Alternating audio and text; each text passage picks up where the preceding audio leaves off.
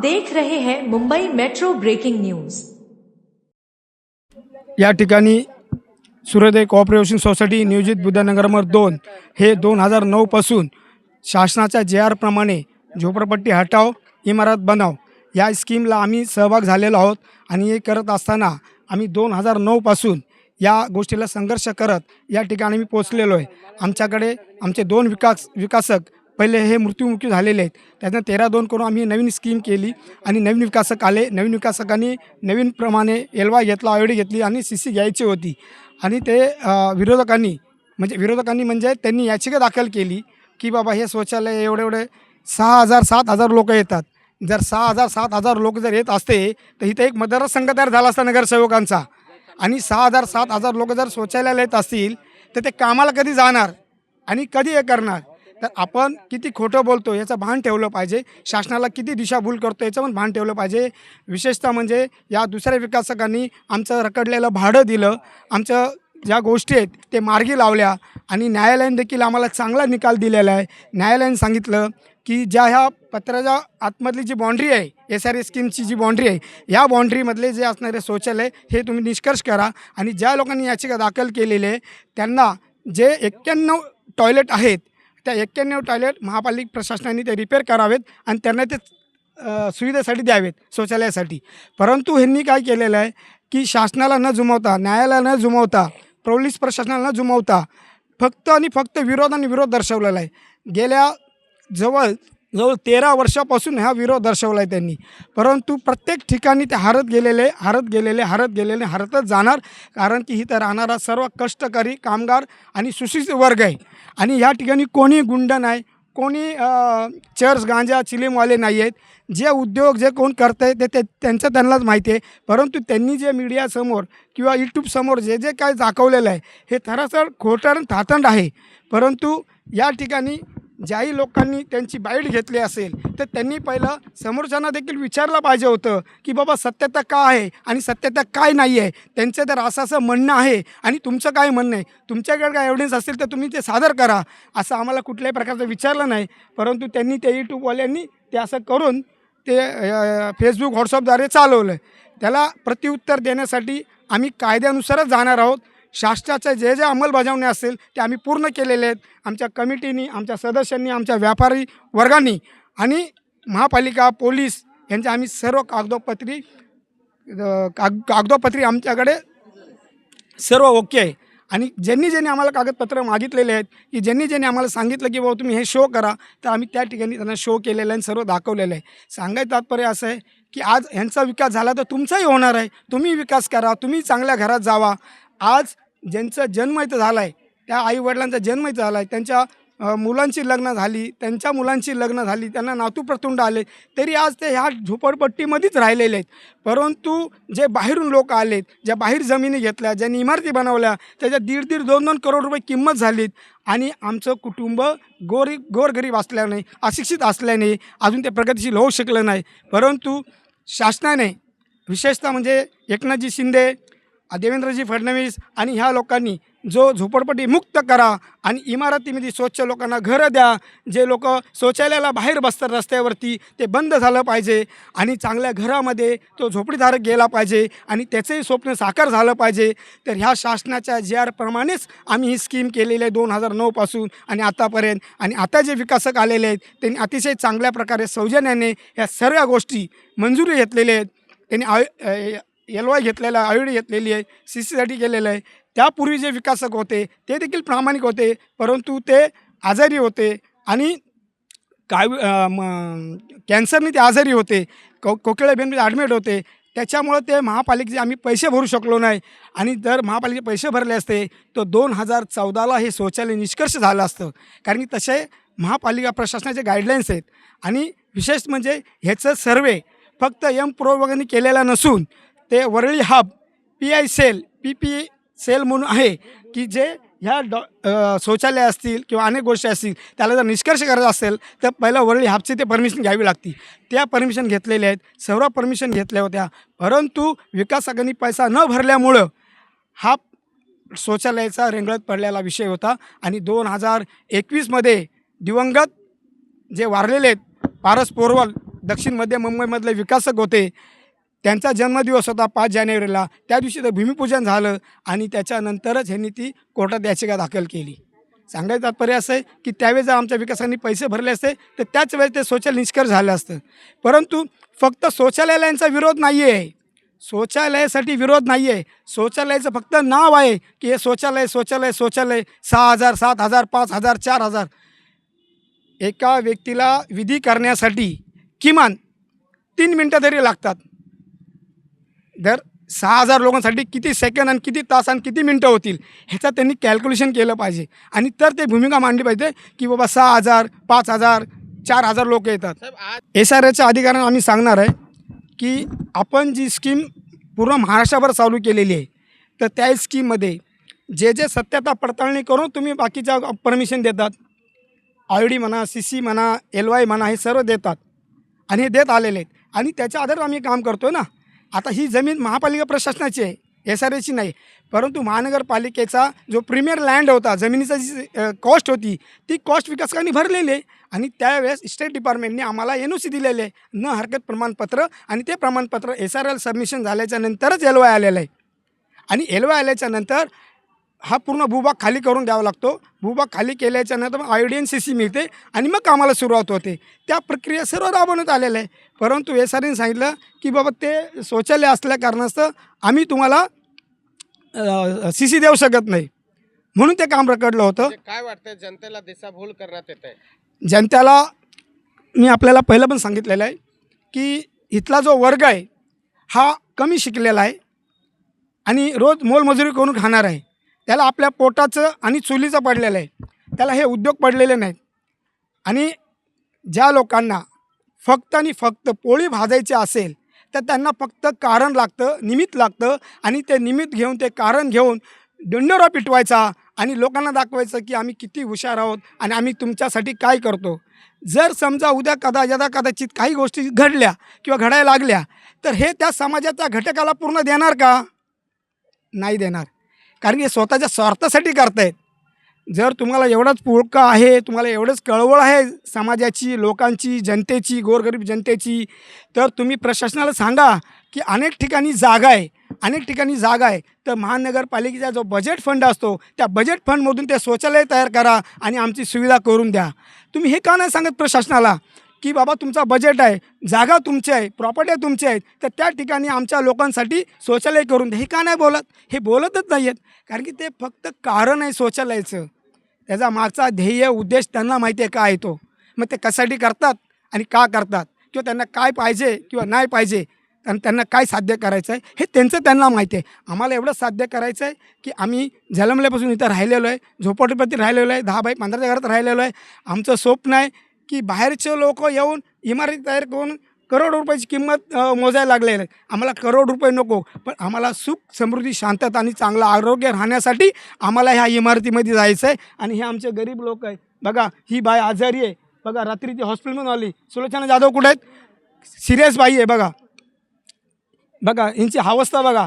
आम्ही भाड्यातत्व यांना ठेवलेलं आहे, कोण कमावणार नाही.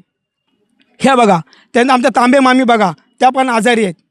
ह्या सोसायटीचे फाउंडर मेंबर होते पोपट कांबळे आमचे मामा, ते पण अटॅकने ऑफ झालेले आहेत.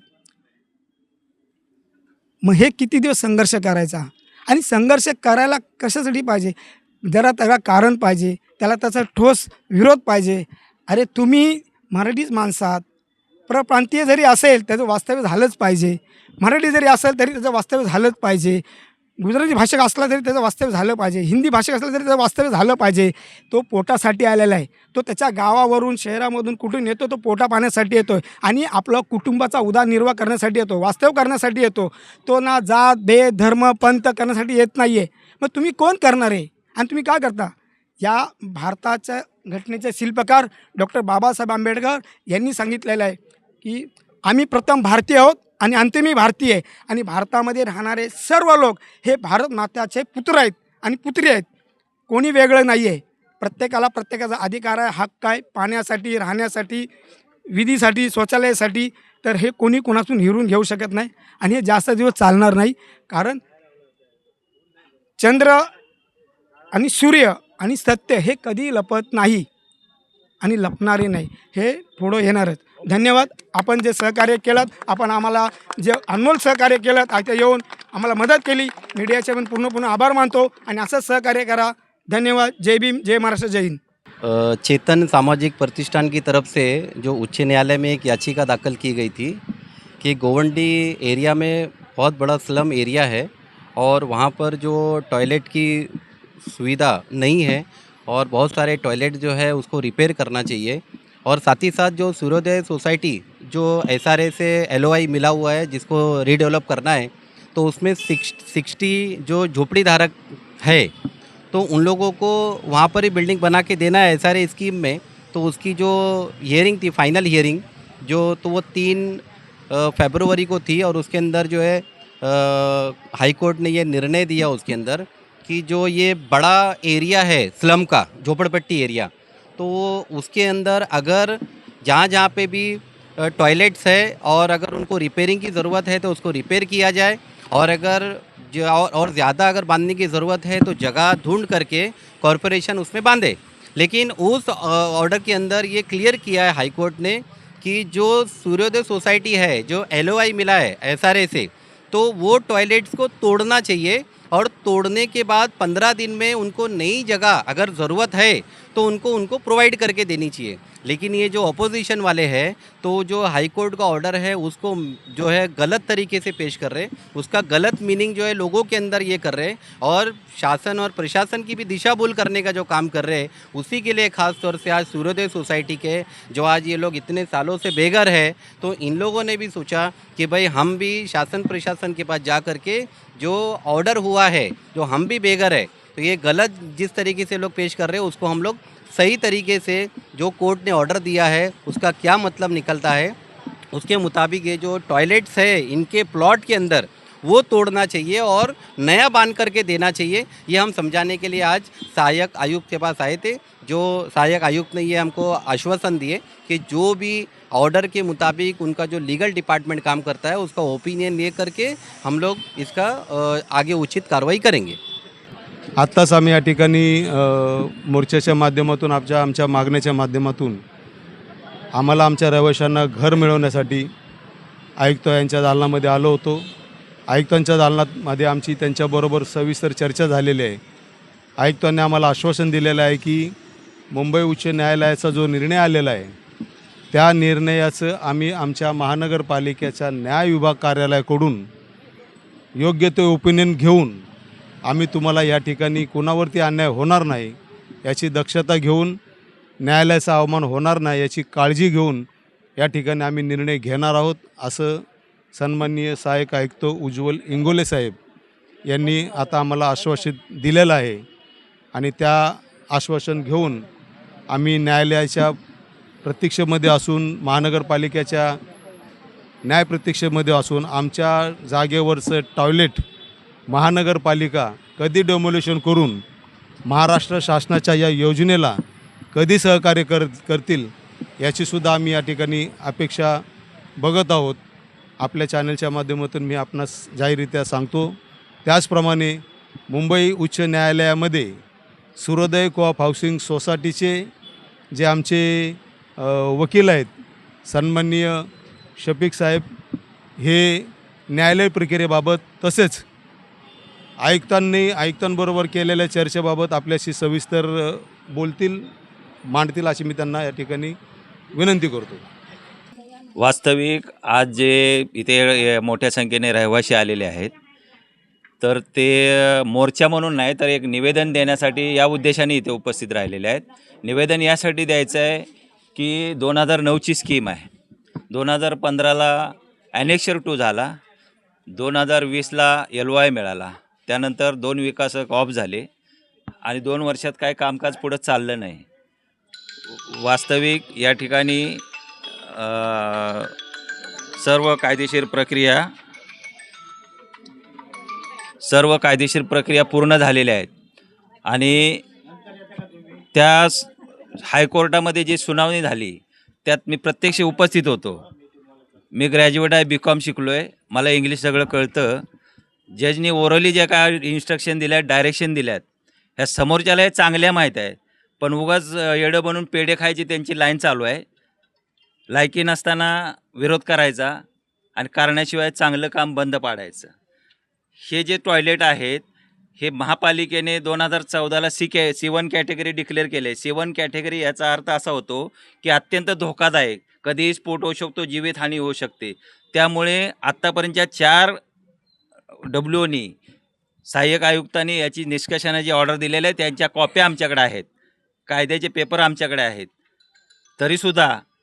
तरीसुद्धा काही लोक जाणून बुजून विरोध करत आहेत.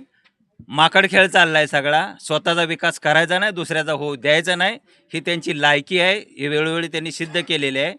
पलीकडच्या बाजूला बुद्धनगर भाग 2 फक्त मधले 2 चाळी सोडल्या, 3 चाळी. तर पलीकडला प्रकाश बनकर यांची सोसायटी रजिस्टर आहेत, ते सुद्धा विकासकाच्या कामाला तयारी आहे त्यांची. आमचं केव्हाचं होऊन आमचं तुटून पडलं आहे. बाजूला भैयासाहेब आंबेडकर नगर आहे, त्याचंसुद्धा NH 2चं काम झालं आहे. ह्या बाजूला न्यू लिंबोनीबागचं काम चालू आहे, त्यांचा NH तयार आहे. लिंबोनीबागचा NH तयार होऊन झोपड्या तोडून या ठिकाणी कामकाज चालू झालं आहे. इथे राहिल्या कुठे झोपड्या? आता तुम्ही 4,000 तुमची तेवढी लायकी असती तर तुमचा स्वतःचा घरातला उमेदवार निवडून आला पाहिजे होता. तुमची आहे का लायकी तेवढी? उगाच काहीतरी उठवायचं आणि नाचत राहायचं. आणि ऑर्डर 10 पानाची आहे, ह्यांनी 3 पानं फक्त लॉ अँड ऑर्डरचा जेवढा विषय आहे तेवढंच छापून दिलं आहे यांनी.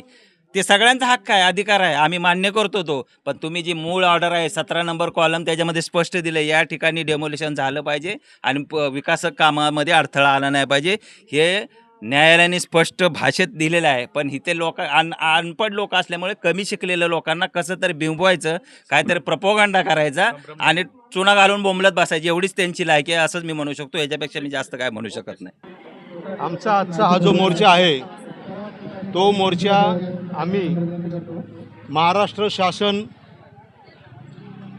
झोपडपट्टी पुनर्वसन प्राधिकरण, या राज्याचे मुख्यमंत्री यांच्या माध्यमातून जो झोपडपट्टी मुक्त अभियान राबवणार आहेत, त्या अभियानाला आम्ही 2006 पासून सुरुवात केलेली आहे. जवळपास 17 ते 18 वर्षाचा कालावधी आमच्या या झोपडीधारकांना झालेला आहे. आमची ही स्कीम राबवत असताना आमचे एक नव्हे तर 2 विकासक हे मृत्यू पडलेले आहेत, त्यांचा आकस्मिकपणे मृत्यू झालेला आहे.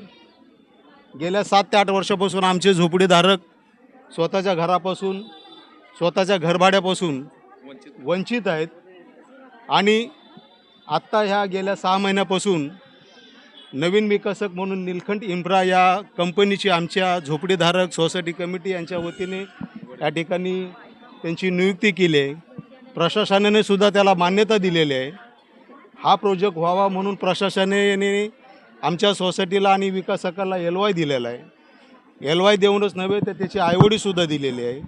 आणि आमची योजना सुरू करण्याचे काम मार्गी लावण्याचा प्रशासन यांच्या वतीने प्रयत्न सुरू असताना आमच्यातलेच काही विरोधक हे आम्हाला, आमच्या झोपडीधारकांना घर मिळावं नाही, ते घरापासून वंचित राहावं, त्यांना घरभाडे मिळवं नाही, अशा सगळ्याचा ओहापोह करून शासनाच्या स्कीमला हे विरोध करत आहेत. आमच्या लोकांना घर मिळावं नाही म्हणून हे लोक विरोध करत आहेत. त्या अनुषंगाने आज आम्ही ह्या मोर्चाचं आयोजन केलेलं आहे. आपल्या माध्यमातून हे आपणास मी सांगू इच्छितो, आमच्या प्रशासनाकडे एवढीच मागणी आहे की आतापर्यंत आम्हाला LOI दिलेला आहे, आम्हाला आयओडी दिलेलं आहे, तर आमच्या कामाला प्रशासनाने लवकरात लवकर CC देण्याचं काम करण्यात यावं. त्याचप्रमाणे आमच्या झोपडीधारकापैकी काही लोक अपात्र आहेत, त्या लोकांनासुद्धा प्रशासनाने पात्र करावं. आमच्या लोकांचे काय घरभाडे प्रलंबित आहेत, ते घरभाडे आमच्या लोकांना देण्यात यावं, अशा आशयाची मागणी आज आम्ही या ठिकाणी आमच्या या रहिवाशांच्या माध्यमातून करत आहोत. अशी आपल्या चॅनलच्या माध्यमातून मी आपणास सांगू इच्छितो की आपणसुद्धा प्रशासन यांना हा आमचा संदेश, आमचा मॅसेज, आमची विनंती ही पोचवण्याचं काम व्हावं. आमच्या झोपडीधारकांना लवकरात लवकर घरं मिळावे. प्रशासनाने आमच्या योजनेचं काम थांबवू नये. प्रशासनाने आमच्या योजनेच्या कामाला जे अधिकारी बसलेले आहेत त्या अधिकाऱ्यांनी प्रायोरिटी बेसवरती तात्काळ विषय घेऊन या लोकांना आमची योजना पूर्ण करून द्यावी अशी आमची या ठिकाणी विनंती आहे. आणि म्हणून आज आम्ही प्रशासनाला जाग आणण्यासाठी ह्या ठिकाणी या आमच्या या मोर्चाच्या माध्यमातून म्हणा किंवा आमचं हे निवेदन म्हणा, आमचं गाऱ्हाणं म्हणा, आमची कैफियत म्हणा, म्हणून आम्ही या ठिकाणी प्रशासनाच्या दालनामध्ये जात आहोत. कसं आहे, नगरसेवक म्हटलं की हा जनतेचा सेवक आहे. त्या नगरसेवकाला एवढी तरी जाण असावी की बाबा समाज हा दोन्ही माध्यमातून आहे. समाज म्हटल्यानंतर सगळे लोक एकत्रित आलेले आहेत. नगरसेवक म्हटल्यानंतर नगरसेवकाचं काम आहे की बाबा विरोधकाचं काय म्हणणं आहे आणि त्या समर्थकांचं पण काय म्हणणं आहे. परंतु त्यांनी तसं न करता त्यांनी त्यांची एक बाजू ऐकून घेतली आणि आमच्या योजनेच्या विरोधामध्ये त्यांनी त्यांचा पक्ष, त्यांनी त्यांची पार्टी आणून ह्या आमच्या सुरळीत चाललेल्या कामाला आग देण्याचं काम करण्यात आलं. मी त्यांना आपल्या चॅनलच्या माध्यमातून सांगू इच्छितो, जो तुम्ही न्यायालयाचा अपमान करता, जे तुम्ही प्रशासनाला फाटव मारण्याचं काम करता, तर ते करू नका. आमचे लोक रोज कमवून रोज खाणारे लोक आहेत. आमच्या लोकांना बेघर करू नका. जर तुम्ही आमच्या लोकांना बेघर करण्याचा प्रयत्न केला तर आम्हीसुद्धा शांत बसणार नाही. डॉक्टर बाबासाहेब आंबेडकर, छत्रपती शाहू महाराज, छत्रपती शिवाजी महाराज यांच्या चळवळीतले आम्ही कार्यकर्ते आहोत. आम्ही कार्यकर्ते गप्प बसणारे कार्यकर्ते नाही आहोत. आम्ही आमच्या लोकांच्या न्याय हक्कासाठी, आमच्या लोकांना घरं मिळवून देण्यासाठी आम्ही हा आमचा लढा सुरूच ठेवणार आहोत. जोपर्यंत आम्हाला आमच्या लोकांची घरं मिळणार नाहीत तोपर्यंत हा लढा सुरू ठेवणार आहोत. आणि जो तुम्ही आता प्रश्न विचारला सर्वोच्च मुंबई हायकोर्टाच्या न्यायालयाचा, तर मुंबई हायकोर्टाच्या न्यायालयाचं मी आपल्या माध्यमातून एक क्लिअर करू शकतो की त्यांनी हे जे बॅनर लावलेले आहेत ते बॅनर समाजाची, लोकांची, शासनाची दिशाभूल करण्याचे बॅनर लावलेले आहेत. मी तुमच्या चॅनलच्या माध्यमातून हे सांगू इच्छितो की त्यांनी कलम जो 21 लिहिलेला आहे, तो 21 कलममध्ये त्यांनी लिहिलं आहे की आम्ही जिंकलो, आम्ही BMCला हरवलं, आम्ही BMCला संडास बांधून घेतलं आहे. परंतु मी तुमच्या चॅनलच्या माध्यमातून सांगू इच्छितो की त्यांनी कलम 21 लावलेला आहे, परंतु त्यांनी 17 जो कलम दिला आहे न्यायालयाने, तो 17 कलम त्यांनी डिक्लेअर केलेला नाही. 17 कलममध्ये न्यायालयाने असं सांगितलेलं आहे की तो जो सूर्योदय सोसायटीचा जो प्लॉट आहे, त्या प्लॉटला कुणीही हात लावायचा नाही, त्या प्लॉटवरती कुणीही जायचं नाही, त्या प्लॉटवरती SRA स्कीम होणार. जर तुम्हाला संडास पाहिजे असेल तर तुम्ही महानगरपालिकेकडे जा. आणि त्यांनी त्यांच्या 21 कॉलममध्ये असंही लिहिलं आहे की संडास रिपेअरिंग करून द्या. तर संडास रिपेअरिंग करण्याचं जे न्यायालयाने सांगितलं आहे ते मी तुमच्या माध्यमातून त्यांना जाहीरपणे सांगू इच्छितो की ते आमच्या प्लॉटवरचं संडास रिपेअरिंग करण्याचा निर्णय न्यायालयाने दिलेला नाही आहे. त्यांनी सांगितलं आहे त्यांच्या वकिलांनी की आमचा जो आमचे जे रहिवासी आहेत त्यांना 4 किलोमीटर संडासला जावं लागतं. हा तमाम रहिवासी इथं उभा आहे. कोण इथून 4 किलोमीटर हागायला जातं मला सांगावं एकानी पण. परंतु त्यांनीसुद्धा त्या ठिकाणी न्यायालयाची दिशाभूल करण्याचा प्रयत्न केलेला आहे. जातं का कोण 4 किलोमीटर हागायला? या ठिकाणी सर्व न्यायालयाची दिशाभूल करणार. आणि संडास रिपेअरिंग करायला सांगितलं तर 4 किलोमीटरच्या अंतरामध्ये जेवढे संडास आहेत ते संडास न्यायालयाने सांगितले महानगरपालिकेला ते रिपेअरिंग करा आणि लोकांच्या मूलभूत गरजाला त्यांना कोणाला वंचित ठेवू नका, असा हा न्यायालयाचा निर्णय आहे. परंतु न्यायालयाच्या निर्णयाला सुद्धा हे लोकांनी फाट्यावर मारून त्याचा अवमान करून या लोकांनी विभागामध्ये आमच्या लोकांविषयी, आमच्या झोपडीधारकांविषयी गैर वातावरण पसरवण्याचा प्रयत्न या लोकांनी केलेला आहे. आमच्या लोकांना वेठीस धरण्याचं काम करण्याचं काम हे लोक करत आहेत. माझे आपल्या माध्यमातून आपल्याला सांगणं आहे की हे आमची जी कैफियत, आम्ही जे वंचित आहोत ते पोलिसांमार्फत जावं. पोलिसांनी काय थोडी कायदा व सुव्यवस्थेचा जो विषय आहे तो त्याच्यावरती त्यांना आळा बसावा आणि आम्हाला आमच्या लोकांना घर मिळण्यापासून मुक्त करावे, एवढीच आपल्या चॅनलच्या माध्यमातून आम्ही विनंती करतो. आणि विरोधकाचा या ठिकाणी आम्ही जाहीरपणे सर्वांविरुद्ध निषेध करतो, सर्वांचा निषेध करतो. आम्हाला आमचं हक्काचे घर मिळावं अशी आपली अपेक्षा व्यक्त करतो. आपण मला ऐकून घेतलं आणि माझी विनंती आहे की हे चॅनलच्या माध्यमातून हे आमची कैफियत, आमचं गाऱ्हाणं, आमचं म्हणणं हे माध्यमातून पोचावं आणि आम्हाला आमच्या लोकांचे घरं लवकरात लवकर मिळून द्यावे अशी अपेक्षा करतो. धन्यवाद. जय भीम, जय महाराष्ट्र.